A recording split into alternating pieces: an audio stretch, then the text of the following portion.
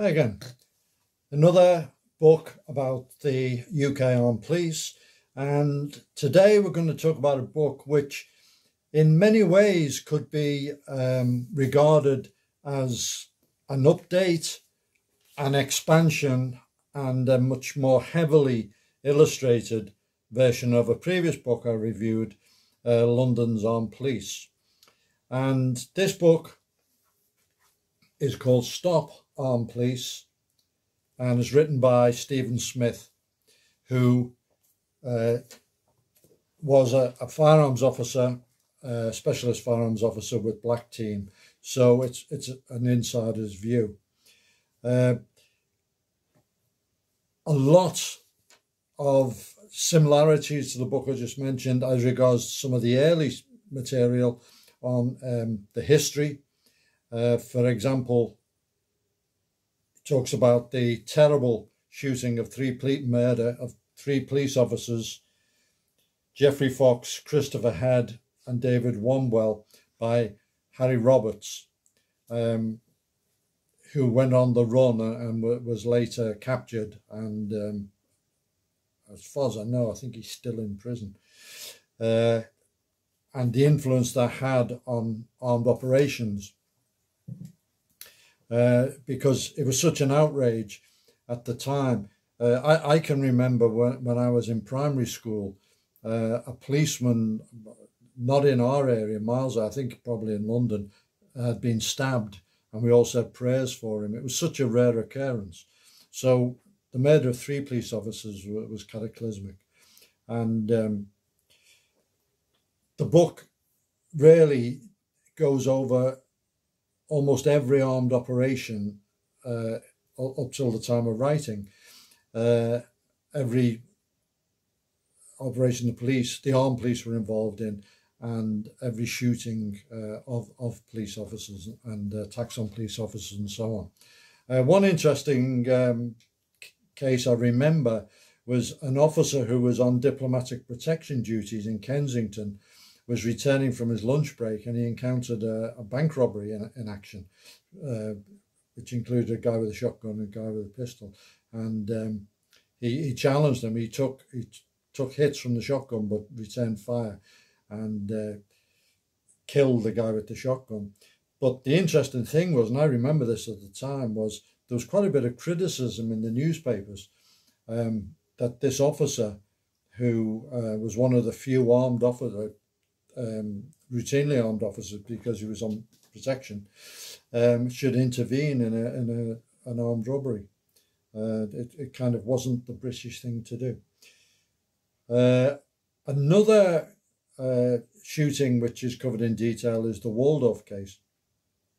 There was an armed robber and general criminal called David Martin, who was a cross-dresser. So he would appear in disguise and wigs and things like that. He was extremely dangerous and would open fire at the drop of a hat. And he was being sought. And detectives were following a yellow Mini.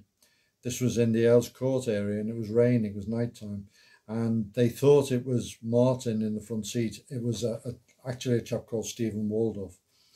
And they had a set of traffic lights. They jumped out, ran up to the car and just opened fire, and basically emptied 3 revolvers into the car. They shot Waldorf, but he survived, and he obviously received very heavy compensation from the Met. It was a completely mistaken identity shooting, and the officers, or at least 2 of them, were put on trial, but they were acquitted because there was no intent.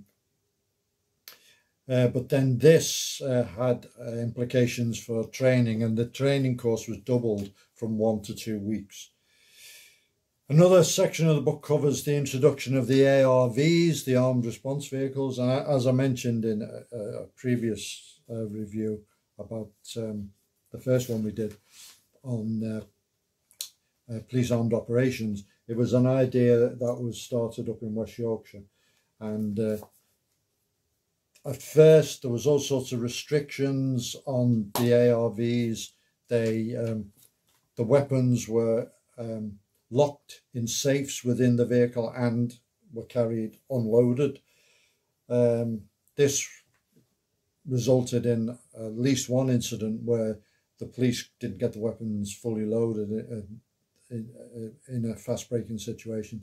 So they started modifying it to the point now where the ARV crews go around with the weapons ready. So it's a progression. Like all the police training in this book, it's a progression. The book also covers the different weapons that the police, from D6 to D11 to PT17 to SO19 and so on, as they changed the designation. They went from revolvers and sort of ad hoc weapons through the time when they started being issued MP5s, and this was the full auto. MP5 was issued to the teams. Then they started issuing the semi-auto version to certain officers, particularly at Heathrow Airport and so on. Then you've got stuff about the increased role with the flying squad. Flying squad is the dedicated armed robbery unit of detectives, and they used to routinely carry revolvers, as reflected in the series The Sweeney, and confront armed robbers across the pavement or ambush them.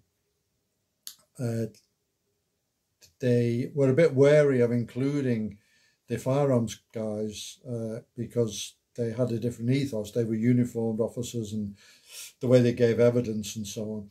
Anyway, they proved their worth, and they did become the armed support to the flying squad in many operations, and there's quite a lot of shootings involved in the book.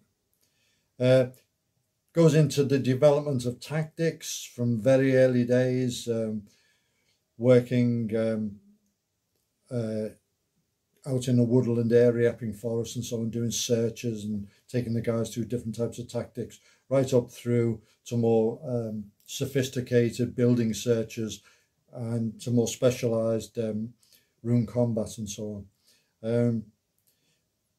A chap that I know who is a very well-known international firearms instructor, who actually took part in the embassy siege when he was in the SAS, was invited to give some MP5 training to a British police unit, and he was talking to them, and they said they couldn't discuss tactics with him because their tactics were secret. And he said, listen, he said, I know your tactics. He said, a door is a door. There's only so many ways through a door, and I know them all.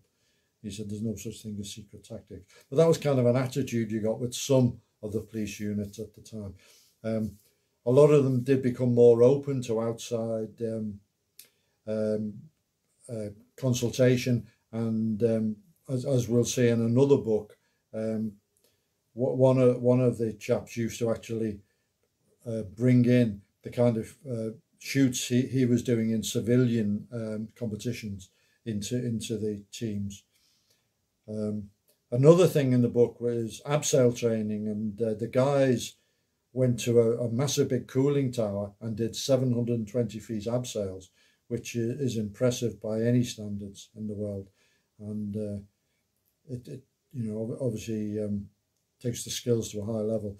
And then another big section is on the very famous operation where there was an attack on the jewels in the dome, the big De Beers exhibit in the dome, and this massive Met operation, which went on for a long time until it was finally resolved, and very successful operation by the specialist firearms teams to resolve that. And there's a lot of stuff on film about that. TV programs have been made.